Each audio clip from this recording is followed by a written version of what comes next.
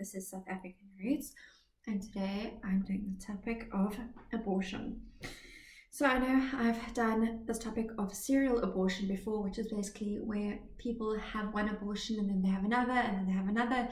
I think it's like two-thirds of people will have one abortion and then throughout their lifetime have multiple abortions. That's the right way of saying it.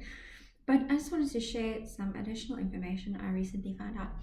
So in South Africa, the kind of termination age of a pregnancy, if you will, the termination date of a pregnancy is about 23 weeks. So you're still able to terminate a pregnancy at 23 weeks.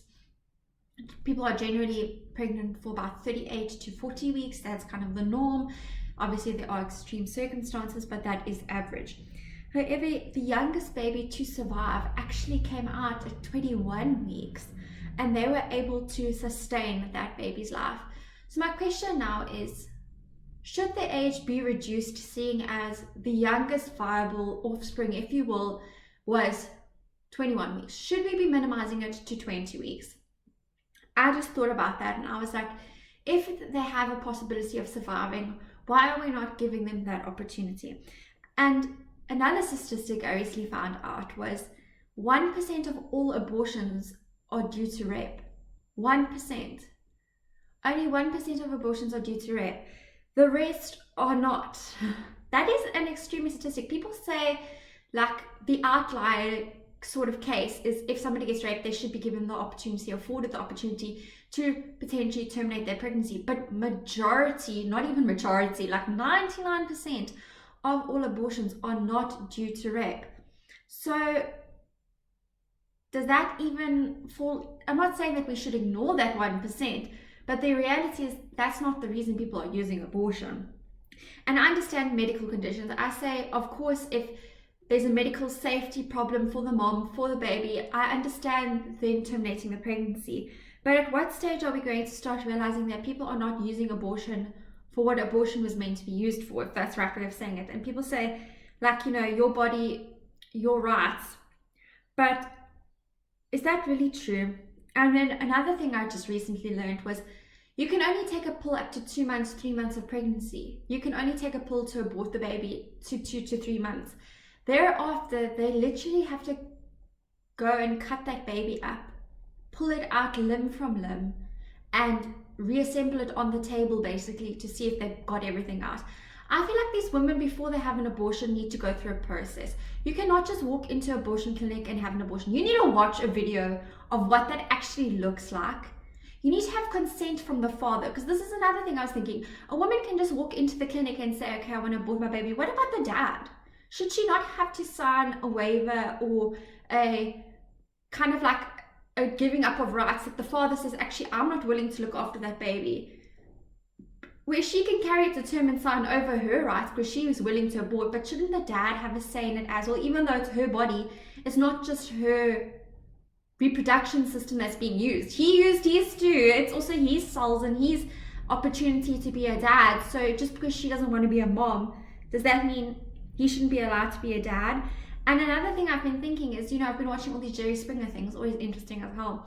But why do men have to put their name on the birth certificate of a baby before they know if that baby's theirs? It should be mandatory that every baby born should have to do a DNA test. Before that dad has to sign himself up for 18 years of maintenance, 18 years of life support, if not more. It's like 18 plus now because people are leaving home later. Should it not be that the dad is proven the dad? Like, babies have to draw blood anyways, right after being born, to do checks and that. Should it not be mandatory that, yes, maybe the dad's name can go on, but thereafter there should be a conclusive test done to see that that is actually the dad? Because there's a statistic, I think it's like ridiculous, like 60-70% of babies are not even the dad that was chosen, if that's the right way of saying it, the dad that was allocated the responsibility of being the father.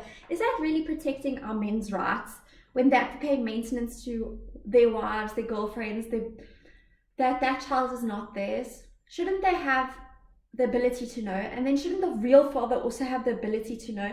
It's different obviously if the dad chooses to be there, of course, but it's not a choice that's being made. It's kind of like just there. And I think it's largely unfair on the man's part that this isn't even already a thing, seeing as we can do it in extreme cases. Why can we not do it in all cases?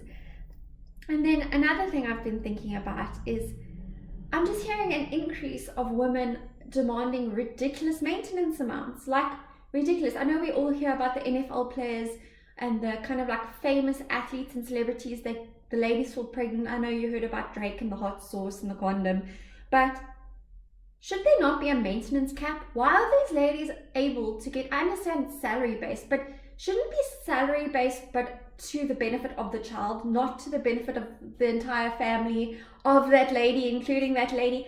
It just feels like this isn't for the child anymore. The man should be having to pay half of the kids' stuff. Like, that is what maintenance is supposed to do, half. But it's kind of turned into a man pays for the entirety of the kids' expenses along with the wife's expenses or the girlfriend or the... That is never what maintenance was supposed to be about. And I think obviously if the lady is unable to pay for the child, no problem, the man should pay for the kid then. But then should she be the sort of caretaker of the kid? If she cannot afford to look after herself, shouldn't he be the main parent and the kid be staying there by him like 90% of the time, and then the lady just sees the kids on the weekend because she cannot afford to look after them and he can? I don't know, guys. I just think it's ridiculous that guys pay thousands and thousands and thousands but they don't even get to see their kids. You know what I'm saying?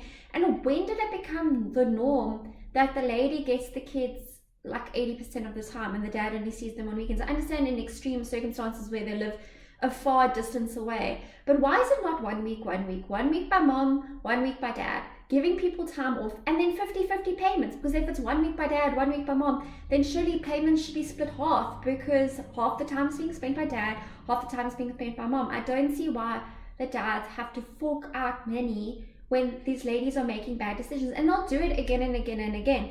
And this is like my last point of this. I know it's not just the lady's responsibility to not fall pregnant. Of course, it's the guys as well. It's equal responsibility.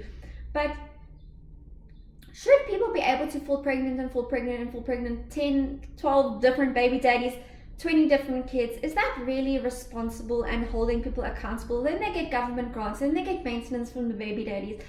I mean, it's a whole thing. All that I'm saying is, should there not be a bit of a system that kind of forces the dad and the mom to be dads and moms? And that's what the 50-50 is all about. But furthermore, I think after a lady has had a baby, like let's say Joe and Andrea decide to have a kid, or don't decide to have a kid, but have a kid anyways, neither Joe or Andrea should be able to marry somebody else in the next 5 years.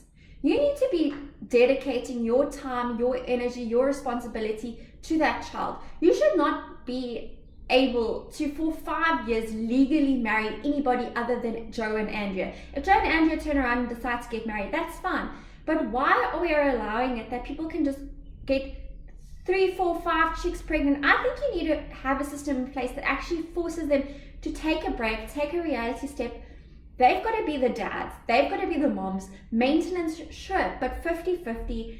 And there's a responsibility for your actions, because dads are just making ladies pregnant and running off. But furthermore, and I spoke about this in my last video about marriages, moms are falling pregnant and then running off when they realize there's a lot of responsibility in a marriage with a good solid man, because being a single mom has become a fashion statement, and they just go and get pregnant by another person and go get pregnant by another person, have continual abortions, cheat, it's such a cycle where people are able to kind of like dust their hands off and say, this is not my responsibility, this is not my duty. But then why are you having kids in the first place? And I know in my serial abortion video I said like there should definitely be IUDs. Governments need to... Sorry guys, it's trash day here where I am, so you just heard the trash truck. I tried to pause it, just make it a bit better. Anyways, I said in my serial sort of abortion videos that governments need to give up on the condom idea and put IUDs in place. But the reality is there are so many kind of opportunities for people to have safe sex nowadays. We really shouldn't be taking away the liability and responsibility that people take when performing those acts. Women choose, unless if it's rape, but I just said 1% of all abortion cases are rape. People really need to start choosing partners carefully. Women are going for the gangster guys, are going for the good lookers, are going for the like homies that they know are not actually going to be good dads. But they go with them for the kind of like thrill, the rush, they fall pregnant. That's a decision you make. That is literally you choosing who you want to let into your private space. And I feel like our entire culture has just kind of gotten to the point where people don't have any accountability from the top government all the way down to private sector. People don't have any accountability, responsibility, duties. It's just a general lack of regard for rules, regulations. It's just like literally a free country, but it's so free that anybody can do anything. And I think we need to start giving the power back to the citizens, where we make them responsible for their actions and for the consequences that they kind of bring about. And that's all I'm going to say. And I hope somebody out there thinks about it. And thanks for watching.